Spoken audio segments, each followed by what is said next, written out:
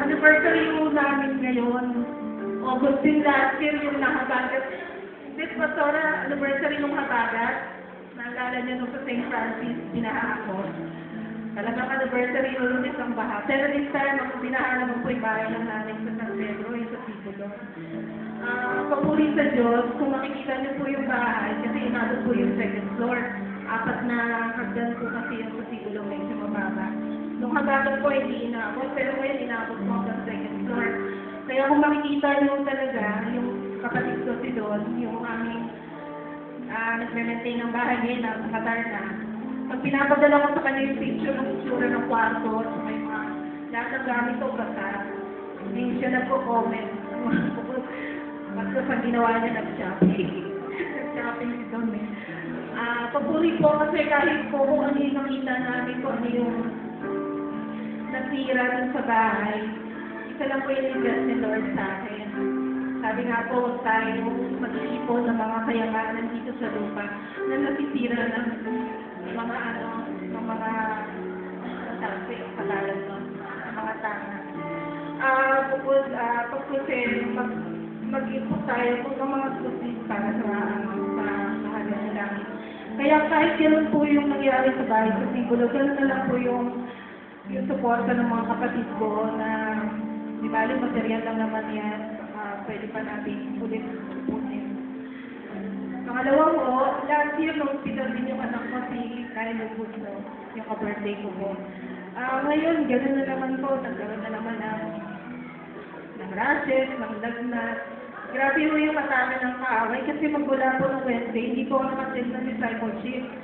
Grabe po ang traffic sa EDSA. Inabot po ako ng magmula ko ba hanggang dito sa San Pedro, 3 oras yung biyahe. Dahil alam niyo naman po siguro kung ano nangyari ng Wednesday. Binlock po yung EDSA, kaya ganun na lang ang traffic. Dito po natapos doon, nakaprepare na po yung puso ko na mag-Don watch tayo ng Friday. Tapos kahit hindi po ako naka-attend, halos dalawang gabi po ako walang tulog kasi monitoring yung fever ng anak ko. Nandun na po yung pupunta na talaga ako at nakasasi. Wala po talagang tulog, walang kain. Hindi ko po kinaya pero sumama na lang po ako sa pagpapasa niyo. Sabado, kung araw, ganun pa rin po, pagod yung katawan, yung pag-iisip, inaasigaso ko pa po yung kapatid ko na alas ulit. Sabi ko, Lord, baka bukas, excuse ako, I have all the reason para hindi mag-fully at umattend ng service. Pero, ang anak po na dyan sa ilahing ginagabayan ni Lord, hindi po